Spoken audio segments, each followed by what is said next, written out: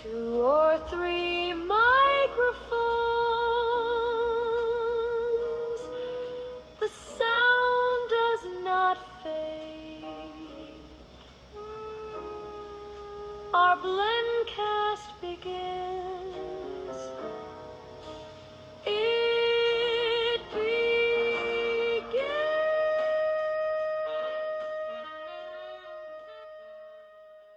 გამარჯობათ. ეს ბლენდკასტია. ადგილი, სადაც ვაუბრობთ გემოზე, ისტორიაზე და იმაზე, რაც სასმელს უბრალოდ სასმელზე მეც ხდის. დღეს ვისაუბრებთ ჯინზე. ეპიზოდის სპონსორია კომპანია მალიორკინა, ესპანური დისტილერიის ანტონიო ნადალის დისტილერიის ოფიციალური წარმომადგენელი საქართველოში.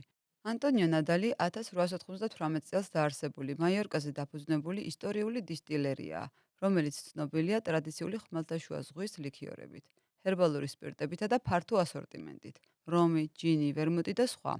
მათი პროდუქცია აერთიანებს ტრადიციას, ხარისხს და თანამედროვე გემოვნებას, ზუსტად იმას, რაც ნამდვილ სიამოვნებას ქმნის თითოეულ კლუბში. დღეს ჩვენი სტუმარია გეკა ბურჯულაძე, საქართველოში ჯინის ასოციაციის პრეზიდენტი.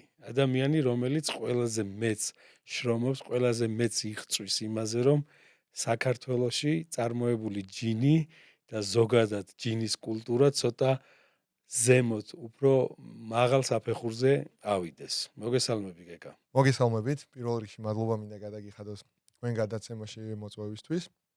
ვფიქრობ, რომ ძალიან კარგ საქმეს აკეთებთ. სასმლის კულტურის განვითარება ჭირდება კიდევ ჩვენ ქვეყანას და აუცილებლად. ვფიქრობთ, რომ ხო, მე პირადად ვფიქრობ, რომ ერთ-ერთი საუკეთესო პროექტია, რაც შეიძლება ვისკის მიმართულებით და ზოგადად ალკოჰოლური სასმელების მიმართულებით დაგეწყოთ და ვაფასებ. ძალიან დიდი მადლობა მოწვევისთვის და წარმატებებს. მადლობა მადლობა შენ. შენ სტუმრობისთვის. როგორ დაიწყო შენი და ჯინის ურთიერთობა? ძალიან კარგი კითხვა. არა, ვალერი. პირველი კითხვა ეგ არ გვაქვს ხოლმე ტრადიციულად, მოდი დავიწყოთ თავიდან. დავიწყოთ თავიდან. მოგვიყევი. პირველი თქვენი შეხება ვისკისთან. კარგი კითხვა არის. მოკლედ, ყველაფერი სადღაც დაიწყო 10 წლის წინ, როდესაც სკოლა დავამთავრე და უნივერსიტეტში დავიწყე სწავლა, პირველი კურსის მოსწავლე ვიყავი, გადავწყვიტე, რომ პირველი დამოუკიდებელი სამსახური მეპოვა, მშობლებიდან დამოუკიდებლად ჩემი პირადი შემოსავალი მქონოდა და მოკლედ ერთსვენიერ დღეს ვაკანსია გავაგზავნე ალკორიუმში. ეს იყო ჩემი პირველი სამსახური, ოფიციალური სამსახური და ვფიქრობ, რომ ეს იყო საკმაოდ დიდი ნაბიჯი ჩემი ცხოვრების კარიერული განვითარებისთვის. მოკლედ ვიყავი მოვარე კონსულტანტი, ურჩევდი სხვადასხვა ბატონს, სხვადასხვა ქალბატონებს შესაბამის მაგრამ თავად არ გქონდათ ვისკი დაგემოვნებული? აი როგორ იყო, იცი?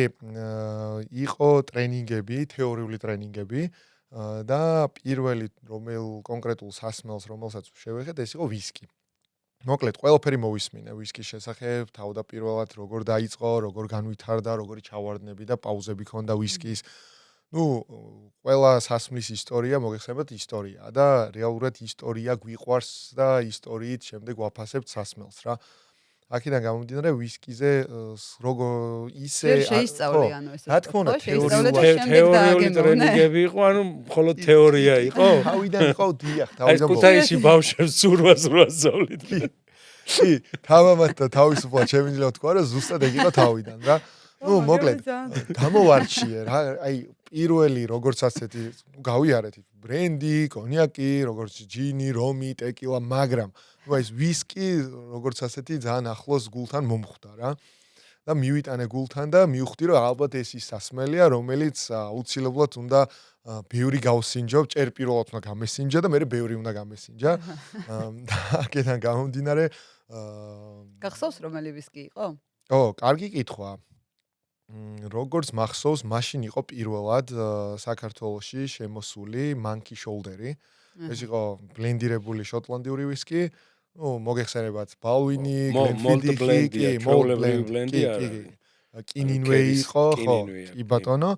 და ეს იყო ჩემი პირველი ვისკი და ალბათ როგორც პირველი სიყვარულია, ხო, იცი ცხოვრებაში, კი, შთაბეჭდილება დაუვიწყარი, ისეთი გემრიელი, სმუზი, რბილი, თავის ციტრუსის ტონებით, მოკლედ შემიყვარდა.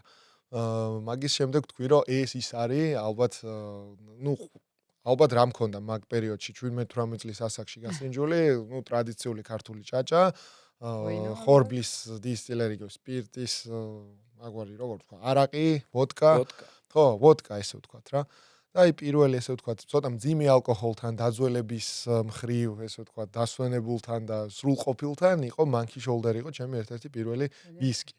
მე რაც მახსოვს უშუალოდ. ეხლა დაუბრუნდები ვალერის დასმულ კითხვას და გკითხავთ, აბა როგორ იყო თქვენი ჯინთან შეხება პირველი? ოკეი, ჯინის ინდუსტრია მოგეხსენებათ სოფლიოში სულ რაღაც 20 წლის წინ დაიწყო რა, ანუ არ არის დიდი ისტორიის მქონე როგორიც ვისკია, კი, ისტორია აუცილებლად აქვს, საიდანღაც იწყება შუა საუკუნეებიდან, მაგრამ ფანტაზმული არ არის. ხო, აღზევების ხანა ეს ხო, ბოლო 20 აღზევების ხანა ბოლო 20 წელია რაც დაიწყო. მოკლედ, ალკორიუმის შემდეგ ჩემი შემდეგი ნაბიჯი სამსახურებრივი კარიერის მხრივ იყო აჭარა გრუპი. ნუ აჭარა გრუპის ერთ-ერთ წარმატებულ პროექტში მუშაობდი სასტუმრო სტამბაში. სტამბაც მაგ პერიოდში ახალი გახსნილი იყო და სადღაც 3 თვის შემდეგ, როდესაც სასტუმრო გაიხსნა, შეუერთდი მაგ გუნდს. და იყო ესე ვთქვათ, ჩემი სამსახური ბარბეკის პოზიციაზე, ბარმენის დამხმარე და აი პირველად ალბათ ჯინთან შეხება ზუსტად მაგ პერიოდში მქონდა. ნუ სინჯავდი როგორც ჯინზე დამზადებულ კოქტეილებს, ისე ჯინტონიკებს, ისე სხვადასხვა სახით სუფთად ჯინს და აი მაგ პერიოდში ალბათ Tanqueray იყო ჩემი პირველი ჯინი, რომელიც დავსინჯე. როგორც გამო. აღნიშნე, თავიდანვე მოგეწონა. კი. აი ჯინი როცა სუფთად გასინჯე, ო, აი ამაზე ცოტა საინტერესო ისტორიას გეტყვით, მოგიყვებით. გახლავართ არა მარტო ჯინის მიმართულებით ადამიანი, ვინც დისტილერიას აკეთებს და ახორციელებს, არამედ ბარტენდერი, იგივე შემიძლია ვთქვა მიქსოლოგი, რომელიც სხვადასხვა სახის კოქტეილებს ამზადებს, აკეთებს და ჩემი ბარები უშუალოდ ჯინ კორნერი, გახლავთ პირველი ჯინ ბარი საქართველოში, დღესდღეობით 300-ზე მეტი სხვადასხვა გეკა რამდენი წლის ხარ? 27-ის. აი ძალიან ვიხარია, როცა ესეთი ასაკის, ესეთი ახალგაზრდა ასაკის ადამიანებს ხვდები და ესეთი წარმატებულები არიან. მადლობა. ალბათ ეს არის დამოკიდებული საქმისადმი სიყვარულზე, როდესაც შენი საქმე გიყვარს, ყველაფერი აუცილებლად ისე გამოდის, როგორც ალბათ შენ გინდა და ოცნებები ნამდვილად ხდება. კორნერი ერთ-ერთი ცნობილი ბარია. კი, თბილისში, შემიძლია ვთქვა, საქართველოში პირველი ჯინ ბარია და ალბათ ამიერკავკასიაშიც. რატომაც არა, რა ვიყო დამატები, ხო, არა მარტო მე, არამედ თითოეული ქართველი, მე ასე ვფიქრობ. და ეს ჩვენი ბარი მოიაზრებს მულტიკულტურულ, ესე ვთქვათ, ხალხის თავშეყრის ადგილს, სადაც ნებისმიერი ეროვნების, ნებისმიერი, რავი, კონტინენტის ხალხი იქროს, ხო, ასაკის, რა თქმა უნდა, არიან როგორც ესე ვთქვათ, ნუ თინეიჯერები უფრო ნაკლებად. ალბათ უფრო 20 წლიდან იწყებს ჩვენთან ადამიანი სტუმრობას და ანუ ეს ასაკი ვფიქრობ, რომ რაღაც შეუზღუდავია, გულისხმობ იმას, რომ 70-80 წლის სტუმრებიც მყავს ამერიკიდან, ავსტრალია, შეიძლება ევროპის ქვეყნებიდან, აზიიდან, მოკლედ. მეცილად ვისაც ღამის ცხოვრება უყვარს. ნუ იცით რა არის? არა, ჯინი ვისაც უყვარს. ხო, ჯინი ვისაც უყვარს და კოქტეილ ინდუსტრია ვისაც უყვარს. მე მაგას ხას გავუსმევ. საუბრობ იმას, რომ უამრავი ისტორია დამიგროვდა. ყოველი დღე ჩემთვის არის ახალი თავგადასავალი, ახალი ფურცელი იწერება, ესე ვთქვათ, ადამიანებთან ურთიერთობის, გამოცდილების, ისტორიების დაგროვების, მაგრამ მინდა რომ აი ჯინის პირველი კოქტეილი, რომელიც მე გავსინჯე ჩემ ცხოვრებაში, ეს იყო ნეგრონი. ნუ მოდი ესე ვიტყვი, რომ დღესდღეობით ნეგრონი არის ჩემი ერთ-ერთი საყვარელი კოქტეილი, და ხუმრობ ხოლმე, რომ ჩემი გული და სულია ნეგრონი კოქტეილების ინდუსტრიაში. ნუ მარტივი კოქტეილია, არა და ყველაზე რთული თანამედროვად. 3 ინგრედიენტი აქვს: ჯინი, კამპარი, იგივე ბიტერი და ტკბილი ვერმუტი. ნუ ესე ვამბობ ხოლმე, რომ bitter, sweeter, stronger. ანუ როგორ გაიშიფრება რა ქართულად, ნუ აი ძლიერი, მწარე და ტკბილი. ნუ ეს არის ალბათ იდეალური ბალანსი კოქტეილ ინდუსტრიაში, რომელიც შეიძლება ადამიანმა გასინჯოს. პირველი ჩემი კლუბი ნეგრონის ეს იყო, რა ხო, მარ ხუმრობთ, ეს რა არის? ხალხი ამაში ფულს როგორ იხდის? და ასპექტი არ მომეწონა, აი საკმაოდ მძიმე იყო, საკმაოდ მწარე იყო ჩემთვის, საკმაოდ სპეციფიკური ძლიერი გემოები აქ და იმიტომ. კი, და აი ზუსტად ეგ იყო ჩემი პირველი სიტყვები, რომ ამაში ხალხი ფულს როგორ იხდის. და მოდი, რავი, აი, ნუ იმის მერე 10 წელი გავიდა სადღაც, მაგრამ არ გასულა სადღაც ალბათ 1 წელი, რომ ნეგრონი ვაღიარე და ვთქვი, რომ ეს არის ალბათ იდეალური კოქტეილი, რომელიც შეიძლება კოქტეილის ინდუსტრიის მოყვარულმა მიირთვას და აგემოვნოს რა. ერთ-ერთი ტოპ 5-ში ჩემთვის შემავალია და დღეს ძალიან ვაფასებ და ნეგრონი ალბათ, რავი, დარჩება ჩემი ცხოვრების პირველ ჯინის კოქტეილად, რომელიც მე გავსინჯე ჩემ ცხოვრებაში. როგორ ფიქრობ, მზად არის საქართველოში ხალხი ჯინისთვის? იქიდან გამომდინარე, რომ ალკოჰოლის კულტურა ჩვენ ქვეყანაში იზრდება და ვითარდება, ვფიქრობ, რომ სწორი დრო არის, აი გარდამტეხი პერიოდი, რომ გაკეთდეს ესე ვთქვათ, აი ჯინის ინდუსტრიაში ძალიან ვაფასებ, როგორც ვალერი მახსენა ჯინის ასოციაციის დამფუძნებელი ვარ ერთ-ერთი. როგორც ვიცი, ქართული ჯინებიც გვაქვს, ხო? კი, საკმაოდ უკვე მოიყარა თავი თაროზე ჩემს ბარში 10-ზე მეტ სხვადასხვა ქართულ ჯინს შევხვდები, ძალიან ამაყი ვარ.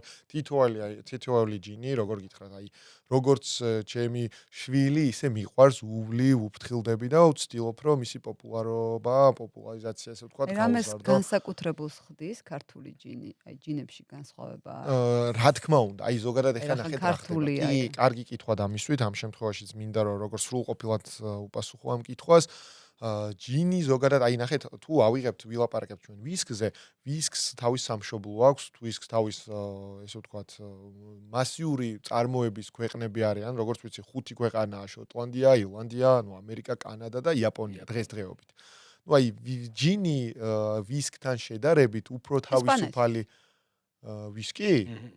შეიძლება, ალბათ მოვა ეგ დრო, რომ ესპანურ ვისკებსაც დავაგემოვნებ, ჯერჯერობით არ მქონია მის ფესტივალზე იქნება და ხო, როგორც ასეთი 16-17 მაისს კიდე ერთხელ გავაჟღერებთ მაგ ფაქტს, რომ ვისკის ფესტივალზე ყველას გელოდებით, გეფათიშებით. ფესტივალზე იქნება წარმოდგენილი ბასკური კომპანია. ოკეი, საინტერესოა. და ის იქნება წარმოდგენილი თავისი ვისკები. ეს არ ვიცოდი და ძალიან დიდი მადლობა, პატარა. თვითონაც აწარმოებენ ვისკებს და პლუს ამას ყიდულობენ შოტლანდიურ სპირტებს და აცველებენ ესპანური წითელი ღვინის კასრებში, რიოხას კასრებში და გვექნება შესაძლებლობა გავსინჯოთ უკვე თბილისში ის ვისკები. მოკლედ გეოდებით ყველას ერთად ვისკის ფესტივალზე. ძალიან მიყვარს ეს ფესტივალი და არ ვიცი, თქვენ პიონერები ხართ რა ესეთი რამ საქართველოში. მე მგონი არ მომხდარა. მე კიდე შედარებით პატარა ვარ, მაგრამ თქვენ თუ გახსოვთ ეს? 2017 წელს იყო ფესტივალი, 2017 წელს ჩატარდა ერთხელ და იმის მერე იყო ეს დიდი პაუზა, 7 წლიანი პაუზა, სანამ ეს დავიწყეთ უკვე მერე ჩვენ მოვკიდეთ ხელი ამ საქმეს და კიდევ ერთხელ წარმატებით 2024 წლიდან დავიწყეთ აი თბილისში მესამე ჩატარდება, ერთი ბათუმშია ჩატარებული. და დავუბრუნდეთ ისე. კი, დავუბრუნდეთ ჩვენ კითხვას. რაც შეეხება ქართულ ჯინს და მის სპეციფიკურ გემოს არომატს, რაც ყველაზე მთავარია და ხაზგასასმევია, საქართველოში გვაქვს კავკასიური ღვიის 3 სხვადასხვა, ესე ვთქვათ, ჯიში. ნაირსახეობა, კი ბატონო რა. ჩემთვის უნიკალურს და განსხვავებულს ხდი ქმნის ქართული ჯინი, როდესაც არის წარმოებული და გაკეთებული ქართული ღვით.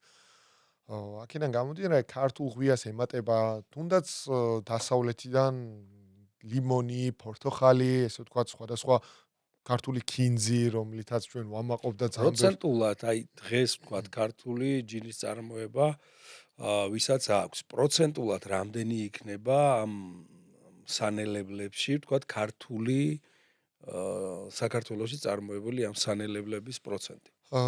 სიმართლე გითხრათ, ხო, ძნელია ცოტა მხოლოდ ქართული ინგრედიენტები იხმარო, იქედან გამომდინარე, რომ გვაქვს ჯინში ისეთი თუნდაც მცენარეები, თუნდაც სხვადასხვა ყვავილის ფესვები, რომლებიც საქართველოში კი შეიძლება გაახარო კულტივაცია მოიყვანო, მაგრამ სამწუხაროდ ეს მასიურად არ გვხდება. ამ შემთხვევაში ქართული წილი შესაძლებელია 51%-ზე მეტი მოხდეს და გაკეთდეს და ჩვენ თავისუფლად შეგვიძლია 51 თუ იქნება, მაშინ ქართულია. კი. ხო, ცოტა ვისკის ამბავშიც გავკრა ბურბონისთან მიმართებაში, ხო, სიმინდის სპირტი, ხო, პროცენტულობა იგივე არ, ქართული პროცენტულობა სანელებლების, ესე ვთქვათ, თუნდაც ხილი, ციტრუსების ხილი შეგვიძლია მინიმუმ 51 გამოვიყენოთ და დავარქვათ, ესე ვთქვათ, ქართული ჯინი. მაგრამ არიან, ესე ვთქვათ, წარმომადგენლები საქართველოში, რომლებიც საკმაოდ კარგ და დახვეწილ ჯინს აკეთებენ, რომლებიც არა მარტო ქართულს, სადღაც ქართულს ალბათ 10-15%-ს იყენებენ და დანარჩენს სხვადასხვა ქვეყნიდან, სხვადასხვა კონტინენტიდან, მოკლედ. ესეც დასაფასებელია, რა თქმა უნდა, მაგრამ თავარი ის არის, რომ ჩვენ ქვეყანაში იწარმოება და ეს ყველაფერი წარმოება პირველი რაც არის კი, და თავარი ეს არის, მაგრამ მე მაქვს ესეთი შეკითხვა, რამდენად კონკურენტულია ქართული ჯინი შემოტანილი ჯინთან? ეს კითხვაც მიყვარს იქიდან გამომდინარე, რომ წარმოვადგენ საქართველოში პირველი ჯინის ბარს. გაყიდვებს თუ ჩავხედავთ, გინდა წინა 6 თვის, 1 წლის, თუნდაც 2 წლის როგორც ასეთი ჯინი ტონიკთან ერთად, როდესაც ესე ვთქვათ, გადის მომხმარებელთან, სტუმართან, ქართული ჯინი დომინანტია, ესე ვთქვათ რა, იმის თქმა მინდა, რომ მიმართებაში როგორ არის? ფასთან მიმართებაში არის ყველა კატეგორიის ქართული ჯინი. გვხვდება როგორც basic კატეგორია, მე ყოველთვის გამოვყოფ 3 კატეგორიას, A, B და C. C კატეგორია უფრო ალბათ ცოტა ბიუჯეტურ ვარიანტში განიხილება, სავარაუდოდ 35 ლარიდან 50 ლარამდე პირობითად არის B კატეგორია, პირობითად 40, 45 ლარიდან 70, 80 ლარის კატეგორიაში და არის A კატეგორია 80-დან უკვე ზევით. ფასის მიმართებაში თავიდან რო გავსინჯე, ესე ვთქვათ, პირველი ქართული მასიური წარმოების ჯინი, ცოტა ფასის მიმართებაში მეც სკეპტიკურად ვიყავი განწყობილი, მაგრამ ამ ყველაფერში უკვე რო კარგად გავერკვიე, დავაგემოვნე, პარალელურად იყო ის, რომ როგორი შრომატევადი საქმეა, რატომაც არა, ანუ დაფასდეს ქართული კულტურა, დაფასდეს ესე ვთქვათ, ჩვენი შრომა და მოღვაწეობა ამ საქმეში და ვფიქრობ, რომ საკმაოდ მისაღები, ანუ მომხმარებელი სამივე კატეგორიიდან ამოარჩევს სასურველ პროდუქციას. რა ვფიქრობ, რომ ვისკის შემთხვევაშიც მასეა რა. გეკა რა არის მთავარი ბარიერი ქართული ჯინის ინდუსტრიის განვითარებისთვის? მოდი ვიყოთ რეალისტები და მოდი ვთქვათ ამ შემთხვევაში სიმართლე. მე როგორც კოქტეილ ბარის წარმომადგენელი ხას გაუსმევ იმას, რომ ჯინი კოქტეილ ინდუსტრიაში არის ყველაზე გაყიდვადი სასმელი, ანუ ჯინის კოქტეილები ხას გაუსმევ. ანუ საქართველოში დაახლოებით რამდენი ბარი გვხვდება? 300, 400 სრულფასოვნად, რომელმაც შეიძლება დააკმაყოფილოს ნებისმიერი ტიპის სტუმარი.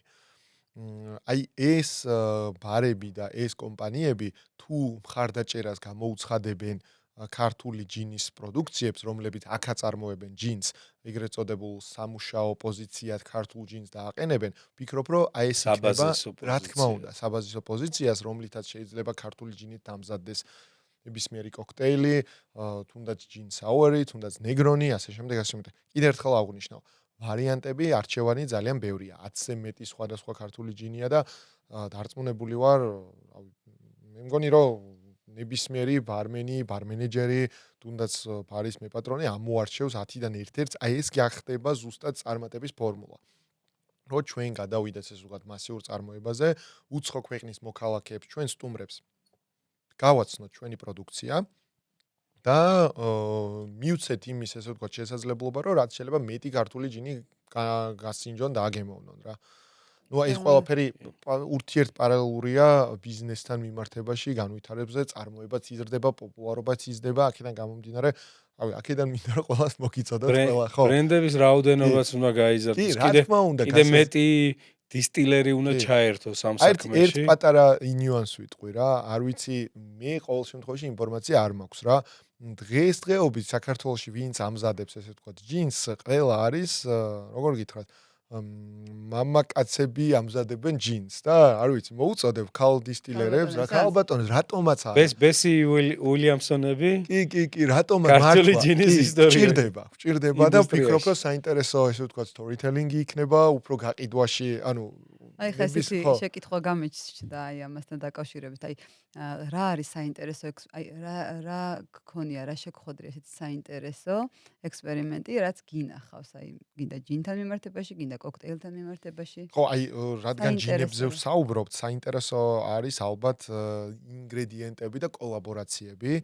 აი ერთ-ერთი საინტერესო ექსპერიმენტული, ესე ვთქვათ, ჯინი, რომელიც ალბათ ლიმიტირებული გამოშვება არის, იტალიური ჯინია. შეიძლება თქვა დასახელება? კომპანიის ხო, Aqualuce. ხო, ნუ იტალიურად Aqualuce იქნება. Aqualuce. ხო, რაღაცა თავიდან ბოლომდე სახელიც გვეუბნება, რომ წმინდა იტალიური ჯინია.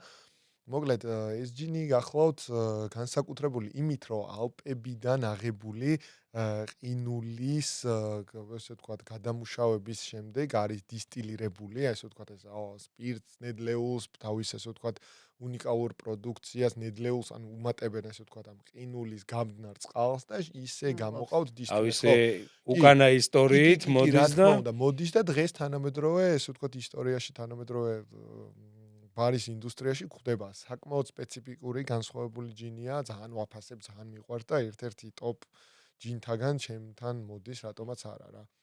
ძალიან ახსოვს საინტერესო. ყინულის ისტორია, ვისკი, ხო, ვისკი იყო იაპონური ვისკი. ფუჯი. ფუჯის ვისკი. ხო, ფუჯის ვისკი და იგივე ისტორიით არის, რომ ყინულის კი, აი გამდნარ ყინულს იყენებენ. კოლაბორაცია რატომაც არა, კოლაბორაცია ხა კიდე ერთი რაც მახსენდება, ირლანდიური ვისკი ჯეიმსონს აქვს საკმაოდ დიდი დუბლინშია, როგორც მახსოვს, დისტილერია.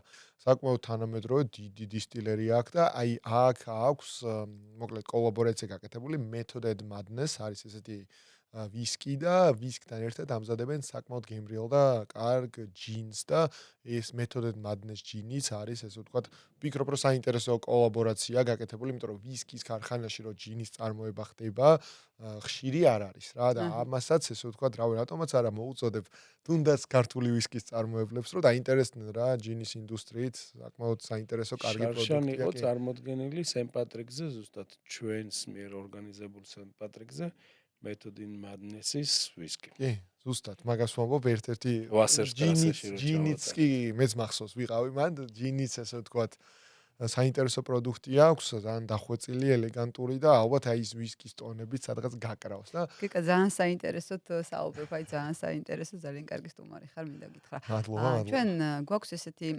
წესი ჩვენს ბლენდკასტში, გვაქვს ხოლმე პატარა ბლიც ვაწყობ. ბლიც კითხვები. მაგრამ მანამ ბლიც კითხვებს დავიწყებ, მე მინდა ვთქვა, რომ დღევანდელი ეპიზოდის სპონსორია კომპანია მალიორკინა და წარმოდგენილია მისი პროდუქცია ჩვენს თაროებზე. ლიქიორი ტუნელი ვერმუტი, მონტანერი, გეკა საყვარელი პალო ტუნელი ამშვენებს ჩვენ დაროებს. დამხვდა მალიორკინა, როგორც დღევანდელი ჩაწერის სპონსორა და მეც თუ შეიძლება ერთი ორი სიტყვა ვთქვა. რა თქმა უნდა, შეგვიძლია. გამოვიყენებ ამ საშუალო შესაძლებლობას და ვიტყვი ერთ საინტერესო ფაქტს პალო ტუნელთან დაკავშირებით, რომელიც მალიორკინას პროდუქცია. შევქმნით და გავაკეთეთ ალბათ თბილისშიც და მთელ კავკასიაშიც და მთელ ევროპაში, მსოფლიოში ესეთი უნიკალური პროდუქტი, სახელად შავი ნეგრონი, ისევ ნეგრონს დაუბრუნდები, ჩემ პირველ კოქტეილს, რომელიც გავსინჯე. ნეგრონის სხვადასხვა კატეგორიები არსებობს, როგორც თეთრი ნეგრონი, ასე რავი, როგორ გითხრათ, ბურბონითაც კეთდება, ვისკითაც კეთდება, ოღონდ სხვადასხვა სახელები, ხო, მრავალ, ეს პალო ტუნელით გავაკეთეთ და დავარქვით ბლეკ ნეგრონი. ერთ-ერთი გაყიდვადი ნეგრონია ჩვენს ბარებში და ვფიქრობ, რომ ღირს ამის დაგემოვნება და ნეგრონის მოყვარულება უკვე აქედან თქვენ მოგმართავთ მალიორკინას პროდუქციიდან, შეგიძლიათ შეიძინოთ პალო ტუნელი და იდეალური ნეგრონი გააკეთოთ შავი. ოღონდ თან პატარა კორექციას ვიტყვი, რომ ნახე, ჯინი კამპარი და ტკბილი ვერმუტის ალტერნატივა არის ზუსტად ეს პალო ტუნელი, უფრო ჰერბალ ტონები აქვს, ტკბილძირა, ძირტკბილა, ხო სწორია? ძირტკბილას ტონები და არომატები აქვს და ოდნავ უფრო sweeter არის, მაგრამ ესე ვთქვათ ალკოჰოლის შემცველობა ბევრად უფრო მაღალია. ისე აღწერე რომ გონია რომ აი ახლა ხანს უკვე დავაგემოვნებ. ძალიან გემრიელია. კადრს უკან ამზადებ და დავაგემოვნებ. არის ვფიქრობ რომ ერთი გადაცემაც მე ეგრე დავუთმოთ რომ რაღაც კოქტეილები დავამზადოთ რატომ გასვლით გეგმავთ და შემდეგში იქნება მსგავსი დავიწყებთ მოვალთ სტუმრებით ჯინ კორნერში ანა იმ ახალს როგორ ქვია ახალ House of Juniper ანუ ღვიის სახლი ნუ ღვიაზეც ერთი სიტყვა რო ვთქვა ჯინის ეს განუყოფელი ინგრედიენტია ღვიის გარეშე ჯინს ვერ მივიღებთ თავარი ინგრედიენტია რა მაგის თქმა მინდა დავუბრუნდეთ მაშინ ჩვენ ბლიც და ბლიცი მიყვარს ბლიცები დავიწყოთ ჯინი რო ადამიანი იყოს ინგლისელი იქნებოდა თუ ქართველი აუცილებლად ქართველი დილით ყავა თუ ჯინი ვიქნები ცოტა განსხვავებული და ვიყვი ჯინი რატომაც არა ჯინი თუ ვისკი ეხა როგორ რაღაც მეუბნები ცი აი დედა თუ მამა რომელიც რო გიყვარს და აი ესე შევადარებ პირდაპირ ვიტყვი პასუხია დედა და მამა და დედა ჯინი პლუს ტონიკი თუ სუფთა ჯინი მე პირადად ჯინ ტონიკი მირჩევნია ყველაზე ცუდი მიქსი რაც გინახავს Long Island-ი მაპატიეთ Long Island-ის მოყვარულება ჯინი და ნაბახუსები საუკეთესო მეგობრებია თუ მტრები ვფიქრობ რომ იდეალურად უგებენ ერთმანეთს მეგობრები არიან ჯინი პირველ პაემანზე კი თუ არა პირველი პაემანი ვფიქრობ ჯინის garaშე ცოტა წარმოუდგენელია ანუ კი ჯინი გოგოების სასმელია მითი თუ ნერვების მომშლელი ფრაზა ეგ კითხვა უკეთესი იქნებოდა რომ ჩემს კოლეგაზე, ოღონდ მანდილსონ კოლეგასთვის დაგესვა, ოღონდ მამაკაცების სასმელი, იმიტომ რომ ფიქრობ რომ მითია, იმიტომ რომ მამაკაცები უფრო მოიხმარენ დღესდღეობით, მაგრამ ქალბატონებიც ხო არ ჩამოვარდებიან. ყველა სასმელი. კი. ერთი სიტყვით ჯინი საქართველოში. ფიქრობ რომ არის ინოვაცია და ამას მე ცალკე ვილავისაუბროთ, გავშალოთ. ქართული ჯინი ტრენდი თუ რეალური ბუმი? რეალური ბუმია დღესდღეობით. ყველაზე უცნაური ბოტანიკა. ზღვის პროდუქტები. და ხო, ხამანსკები, ეს ქართულად ხამანსკია, ხო, როგორც? ხამანსკი. ხო, ხამანსკი, კი. არიან ეგეთი კომპანიები, რომლებიც ზღვის პროდუქტებს უშუალოდ აი მიყვარს ხოლმე რა, ახსნა მაგის.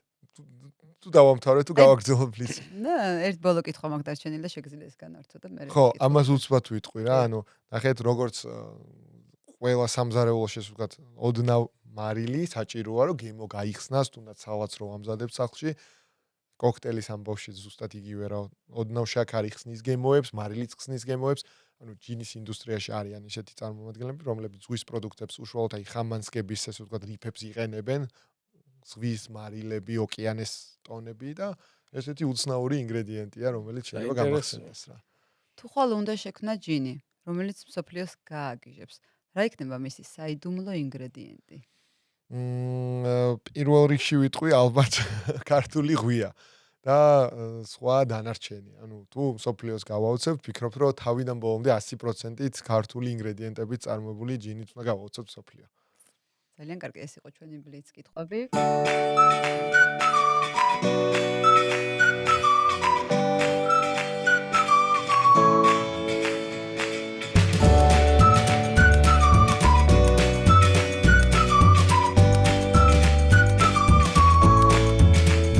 გეკა ვიცი რომ რაღაც სიახლე გველოდება თან განსაკუთრებით ვისკის მოყვარულებს თბილისში უნდა გაიხსნას ვისკის ბიბლიოთეკა. ოკეი.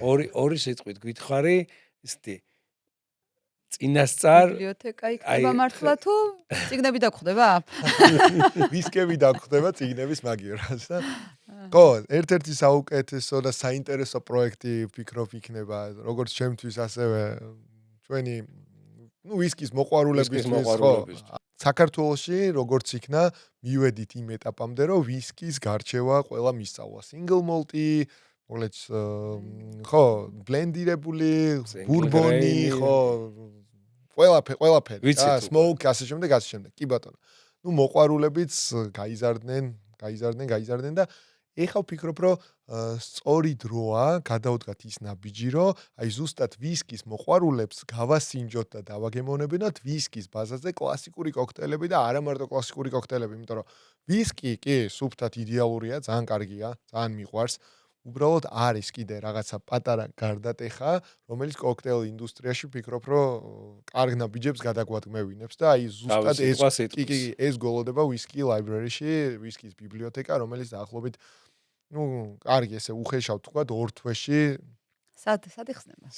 ჩუღურეთში, ჯავახიშვილის ქუჩაზე, ლონდონის ბაღი მე მგონი ყველა მიცით პატარა ლონდონის პარკია, ლონდონის პარკთან ძალიან პატარა ლამაზი კი შენობა არის, ცოტა underground სივრცე იქნება, მოგლეთ ძველი ქართული აგურებით, საინტერესო პროექტი ვფიქრობ რომ გველოდება რა. და როდის ვაპირებთ ამის გახსნა? მაისის ბოლო, ივნისის პირველი ნახევარი. ფესტივალის მერეც ფესტივალის მერე კარგი ამბები გველოდება და მე მიხარია. პირველი რაც იყო და საქართველოში რაც არ არსებობდა და გაიხსნა და არის ვისკის კლუბის ბარი, ნამდვილი ესეთი ბუტიკური და ვისკის მოყვარულებისთვის საყვარელი ადგილი. ჩემი საყვარელი ადგილია. და ეხა ვისკის კოქტეილებიც ძალიან გვექნება და გაგვანებიურებთ. კი. უკვე კოქტეილების ხო მიხვდით რა რას ვამბობ, ანუ ვისკის კლუბი იდეალური ადგილია, სადაც შეგიძლიათ ისეთი უნიკალური ვისკები დააგემოვნოთ, რომელსაც ალბათ ვეღარ შევხვდებით რა, ანუ ლიმიტირებული ედიშენი, რაღაც 90-იანი წლების გამოშვება, 80-იანი წლების გამოშვება. ვისკი ლაიბრერიში, როგორც აღვნიშნე, კოქტეილ ინდუსტრიას უფრო მივხედავთ, თორემ ვისკის ხაზით. თავარია 20 და 25 წლიანი ვისკები არ გაგვიზავოთ. იცით რა არის. ხო, ანუ კი, მეც პირადად მირჩევნია რომ სუფთა სახით ყოველგვარი ყინულის garaშე მივირთვა ესეთი სასწაული პროდუქცია, მაგრამ არიან მოყვარულები, რა ვქნათ. ხო იცით? აი, ესეთი რაღაც მაინტერესებს ჯინთან მიმართებაში. ვისკი ვიცით რომ სუფთად გვირჩევნია, ანუ ჩვენ ესე გვირჩევნია კოქტეილთან ნაკლებად, მაგრამ აი სუფთად ჯინს მირთმევან ხოლმე თუ საკმაოდ ხშირია ასეთი შემთხვევა, თითოეულ საღამოს შეიძლება 2-3 სტუმარი ისეთი შეგხვდეს, რომ ყოველგვარი ყინულის garaშე, ხო, აი სადეგუსტაციო ჭიქაში მოითხოვოს და აგემონოს, უბრალოდ ეამბოროს და ისიამოვნოს საკმაოდ ესე ვთქვათ ძლიერი გემოვნებით, ბოტანიკალ ჯინებით რა. ანუ მეც ბევრჯერ დამიგემოვნებია, მაგრამ პირადად მე მირჩევნია, რომ ხარისხიან ტონიკთან ერთად, ხო, გავმიქსო, გავაკეთო, ხო. მე მაგალითად პირველი შეხება თუ მაქვს რამღაც ახალ ჯინთან, ყოველთვის მირჩევნია, რომ სუფთად გავსინჯო. რა ვიცოდე რა აქვს რა. რას წარმოადგენს. კი. სწორი გადაწყვეტილება და ყველას მაგას ურჩევ, ვინც პირველად ჯინი უნდა გასინჯოს ან კოქტეილი გააკეთოს ან ჯინ-ტონიკს შეურიოს, ხო, რატომაც არა. რა არომატი აქვს, როგორ და აი ზუსტად ეგ გახდის მე წინაპირობას ტონიკის შერჩევისთვის. მოკლედ, ტონიკის ინდუსტრიაზეც მინდა რომ 1-2 სიტყვა ვთქვა. ანუ ყველა რაც ჩვენ ხელში გვხდება და მარტივად მისაწვდომია ჩვენთვის ტონიკი არ არის, იმიტომ რომ ქართულად ქინა, ინგლისურად quinine ესე ვთქვათ, თავი ინგრედიენტია ტონიკის დასამზადებლად. ამასაც საინტერესო ისტორია აქვს. დრო თუ გვაქვს, შეგვიძლია მოვყვე. კი, გვაქვს. ისაუბროთ. ხო, ბრიტანეთის იმპერიას უკავშირდება ეს ყველაფერი. საინტერესო ამბებს ყვები რა, როგორ არ გვაქვს. კი, ხო, პატარა ისტორიას მოვყვები რა, როგორც აი ჩვენს წინაპრებს, დიდ ბებიებს და ბაბუებს უფრო მეორე მსოფლიო ომის დროს რაღაც 9 ლიტრა არახს ატანდნენ რომ ომში ცოტა გახურებულიყვნენ ენერგია მისცემოდათ და უკეთესად წარმოეჩინათ თავიანთი შესაძლებლობები ხომ ხნეობისთვის იგივე ხდებოდა ბრიტანეთის იმპერიაშიც რა ოღონდ არაყი არ ქონდათ ჯინი ლონდონ დრაი ბრიტანული ჯინი და იყო ესეთი პერიოდი როდესაც ბრიტანეთის იმპერია ინდოეთში ესე ვთქვათ თავის საქმიანობას აკეთებდა და ამ პერიოდში გაჩნდა საშინელი დაავადება მალარია, მოგეხსენებათ პატარა კოღოები, რომლებიც ეს თეთრ პიტკინა ბრიტანელებს მარტივად უღებდნენ ალღოს, ესე ვთქვათ, სისხლი იწამლებოდა და გადადიოდა კაციდან კაცამდე და ხო, მალარია რას მოიაზრებს, ესე ვთქვათ, ჰალუცინაციებს, მაღალ ტემპერატურას მოკლედ ზურებში ამტვრევდა და ძნელია ხო მე მგონი ჯარისკაცმა მალარია როდესაც აქვს გაუწიოს წინააღმდეგობა ადგილობრივ წარმომადგენლებს რომლებიც უკვე საუკუნეების განმავლობაში იქ ცხოვრობენ და გამომუშავებული აქვთ ხო ის იმუნიტეტი და ვინსტონ ჩერჩილი იყო ისეთი ადამიანი რომელმაც გამოაცხადა ბრძანება ბრიტანეთის იმპერიაში რომ არ ვიცი, მოიმოქმედეთ რამე, ყველა მეცნიერი, ყველა იქიმი ჩართო, რომ ის ყველაფერი მალე დაისრულებინათ და მიიღეს ისეთი ესე ვთქვათ, პროდუქტი, ესა quinine, როგორც ვახსენე, ქინაქინას ხე, რომელიც გამოყოფს ისეთ ესე ვთქვათ, არომატს, სურნელს, მის ირგვლივ ცოტა ძნელია ყოღო, ბუზი, მწერი, გაიაროს, იმიტომ რომ სპეციფიკური სუნი არ ეკარება და ამის მოკლედ ქიმიური ელემენტის ამბავში ჩამოიყვანეს, გაიყვა და შეურიეს მატონიზირებულ გაზიან წყალს, იგივე ესე ვთქვათ, შემდეგ ტონიკს ცნობილს და უკვე ნამდვილი ტონიკი ქინაქინას ექსტრაქტით და ესე ვთქვათ, ამ სიცხეში 40-50 გრადუსიან სიცხეში რო ჯარისკაცები მიირთმევდნენ ტონიკს, ესე ვთქვათ, გამოდიოდა შემდეგ ორგანიზმზე აირაციის შედეგად და უკვე ეს კოღოები ზნობდნენ ამ სუნს და აღარ ეკარებოდნენ და ამ ყველაფერმა გაამართლა ბრიტანეთის იმპერია მაგ კუთხით გადარჩა, ძალიან ბევრი ადამიანი სერიოზულად გადაურჩა, ესე ვთქვათ, ტრაგიკულ სიკვდილს. და ვინსტონ ჩერჩილის ამბობს, რომ ჯინ ტონიკმაო იმაზე მეტი ადამიანი გადაარჩინა მსოფლიოში, ვიდრე ნებისმიერმა დოქტორმა და ექიმმაო და ვფიქრობ, რომ ხო, მივირთვათ ხოლმე ჩვენც ხშირად ჯინ ტონიკი. კი, ზაფხულობით განსაკუთრებით. და ერთს აღვნიშნავ კიდე იმას, რომ პირველი ჯინ ტონიკი, როგორც ასეთი, ლეგენდის თანახმად და მე მჯერა ამ ლეგენდის, მიირთვეს, ესე ვთქვათ, ბრიტანელმა ჯარისკაცებმა ინდოეთში, როგორც წეგან ვაღნიშნე, 9 ლიტრა ჯინი ჰქონდათ ღიური დოზა და სადღაც 2 ლიტრა გაზიან ტონიკი რა, ეს ტონიკი გეხმარება როგორც სიცხესთან საბრძოლოდ, აგერ კოღოსთან საბრძოლოდ და მოიფიქრა ერთ-ერთმა ჭკვიანმა ჯარისკაცმა, რომ ორივე ცალ-ცალკე უნდა დაულიო და მოდი რა ბარემ გავაზავებ გააბრევრა და პირველი ჯინტონიკი და შემდეგ რომ მოხდა ამ ჯარისკაცების, ხო?